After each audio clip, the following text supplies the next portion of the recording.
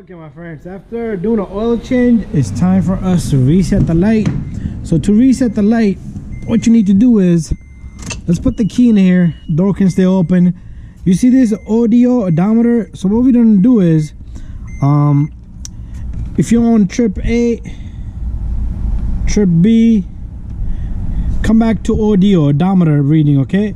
So what you wanna do is, this is the light on that says maintenance there.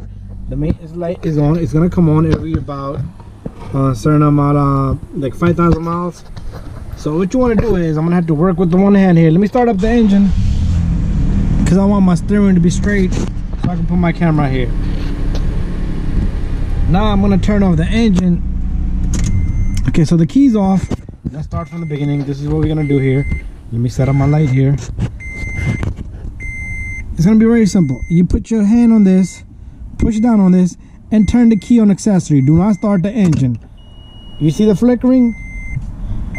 Once they all go away, all the dashes go away, your light's gonna turn off and you're all set. You let go and you can turn off the key, you can start the engine, do whatever you want.